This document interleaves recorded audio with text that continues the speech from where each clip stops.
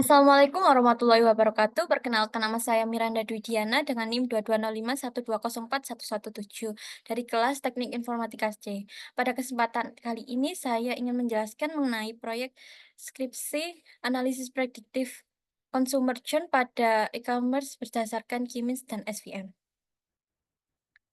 Bab 1 pendahuluan. Penelitian ini berlatar belakang mengenai sektor e-commerce yang telah menyaksikan pertumbuhan eksponensial sama 2 dekade yang terakhir, mengubah cara konsumen berbelanja dan cara bisnis beroperasi. Pertumbuhan ini telah didorong oleh proliferasi akses internet, kemajuan teknologi, dan peningkatan kenyamanan konsumen dengan berbelanja online. Saat ini, e-commerce adalah bagian mendasar dari ekonomi global.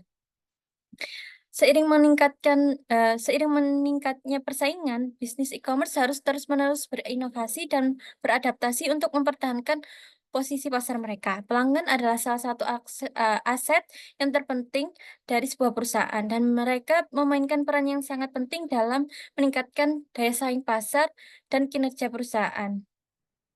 Tujuan utama dari prediction adalah untuk mendukung pembuatan rencana retensi klien di pasar yang sangat kompetitif.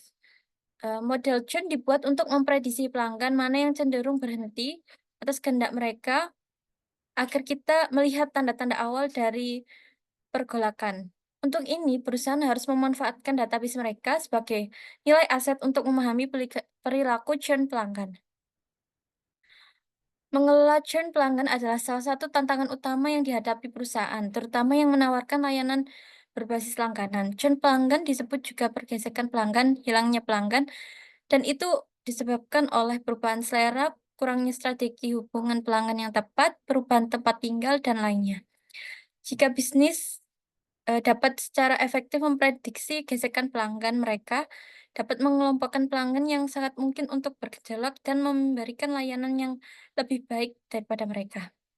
Penelitian sebelumnya, seperti yang dilakukan oleh B.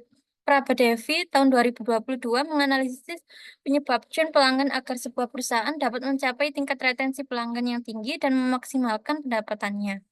Namun, penelitian sebelumnya menggunakan model machine learning tertentu terhadap efisien model dalam analisis predictive customer. Oleh karena itu, proyek ini diusulkan agar dapat mengembangkan model predictive consumer churn pada e-commerce dalam mengidentifikasi faktor yang mempengaruhi pergantian pelanggan, memberikan strategi untuk mengatasi permasalahan customer churn, dan menyediakan dashboard interaktif agar dapat memberikan informasi dengan baik kepada stakeholder.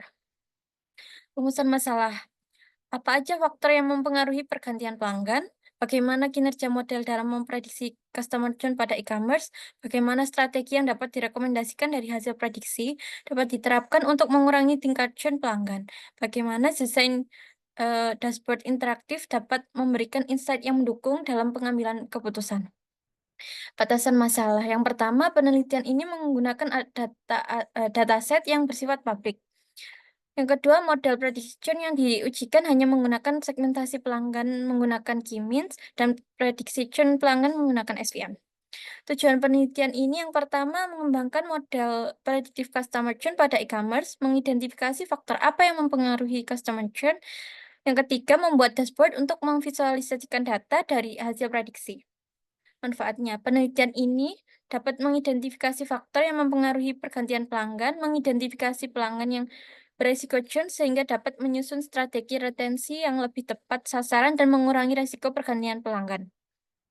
Bab 2 mengenai tinjauan pustaka. Penelitian yang terkait. Penelitian yang dilakukan oleh Hyun-seng dan Yoshihada menyatakan hasil penelitian membuktikan bahwa akurasi prediksi model SVM lebih tinggi daripada model LR prediksi. Penelitian yang dilakukan oleh Hamid Korban, hasil tersebut menggarisbawahi bahwa keefektifan model RF dan LR atau SVM dalam prediksi perilaku pelanggan.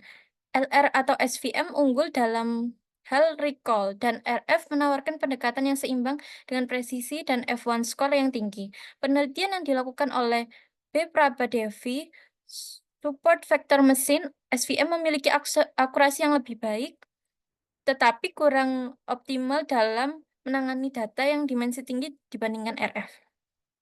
Landasan teori e-commerce yaitu aktivitas transaksi jual beli barang atau jasa melalui internet. Tradisional bisnis harus menggunakan platform internet untuk membuka pasar baru dan poin pertumbuhan laba untuk perusahaan online mendukung pertumbuhan pesat pasar retail dalam jaringan. Perkembangan retail bisnis dalam meningkatkan persaingan industri karena pelanggan tingkat churn di e-commerce sangat tinggi. Prediksi churn adalah masalah inti bagi bisnis. Jika semua perusahaan bisa sukses sepenuhnya memprediksi siapa yang mungkin pergi, kemudian dapat menargetkan pelanggan tersebut dengan memfokuskan retensi kampanye yang jauh lebih murah daripada menargetkan semua pelanggan. Metode peramalan churn pelanggan dapat diringkas menjadi 3 jenis, yaitu metode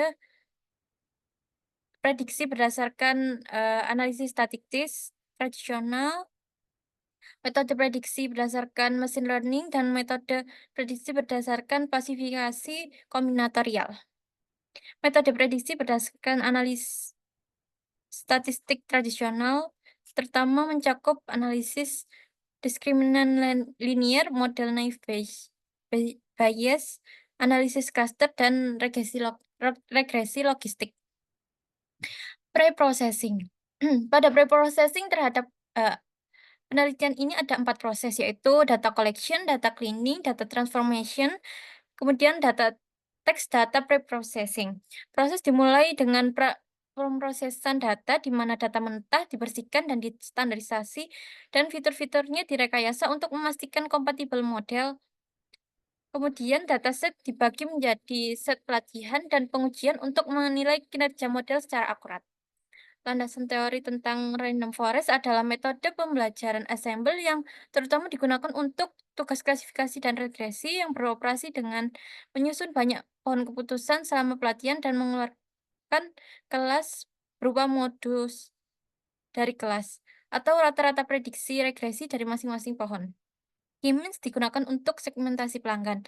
Sebagai algoritma klasik yang pengelompokan tanpa pengawasan, K-means mirip klasifikasi otomatis. Semakin mirip klasternya, semakin baik efek pengelompokannya. Algoritma ini mudah diimplementasikan dan memiliki kinerja pengelompokan yang baik sehingga banyak digunakan. Sebuah algoritma mesin learning digunakan untuk membangun model prediksi erosi dan hasil empiris. Naive Bayes, metode ini mengasumsikan independensi antar atribut. Metode ini tidak memperhitungkan batasan monotonitas, namun metode ini menangani nilai atribut yang hilang hanya dengan melewatkan nilai-nilai ketika menghitung distribusi probabilitas bersyarat dan mengklasifikasi objek baru. Tableau. Tableau merupakan alat visualisasi data yang populer digunakan dalam penelitian kami untuk menampilkan publikasi dan karakteristik distribusi berdasarkan negara yang secara dinamis dan memperkaya keragaman dan intuisi penyajian data. Berikut adalah contoh dari penggunaan Tableau. Bab 3 metodologi penelitian. Berikut adalah alur prediksi customer churn model SVM. Start, kemudian ada dataset Brazilian e-commerce, data preprocessing, customer segmentasi menggunakan K-means, feature selection menggunakan random forest, customer churn prediction menggunakan SVM, evaluation, deployment, kemudian N. Support vector machine adalah supervised learning teknik yang dapat digunakan untuk menyelesaikan regresi dan klasifikasi masalah dalam pembelajaran mesin. SVM membagi sekumpulan entitas menjadi keanggotaan kelas berbeda didukung oleh gagasan bidang keputusan. SVM disiapkan berdasarkan sekumpulan informasi di mana setiap komponen berada di karakterisasi. SVM membuat model yang bisa menurunkan setiap anggota baru ke salah satu dari 2 kelas tergantung pada data yang diperoleh. Feature selection random forest. Algoritma ini berfungsi sebagai pemilihan fitur yang akan dibangun. Cara kerjanya yaitu semua fitur dari kumpulan data asli diubah secara acak. Dengan cara ini, seseorang memperoleh kumpulan data dengan prediksi mendekati nol. Kemudian fitur menghasilkan data yang ditambah kumpulan data asli dan model hutan acak dilatih. Kemudian model ini memiliki ukuran penting fitur bawaan yang biasanya adalah mean discrete impurity MDI, menjalankan model setiap fitur asli. Jika kurang, skornya salah satu fitur bayangan untuk variabel asli manapun.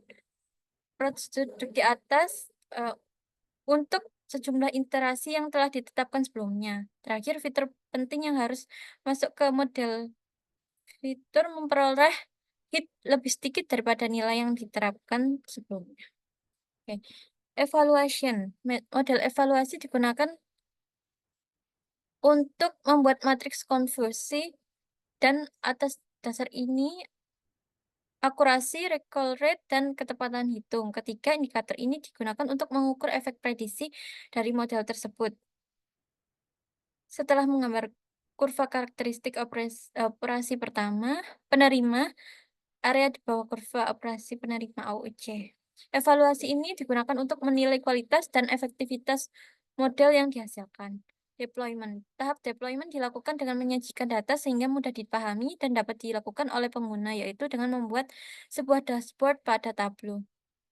Sekian dari saya, terima kasih. Wassalamualaikum warahmatullahi wabarakatuh.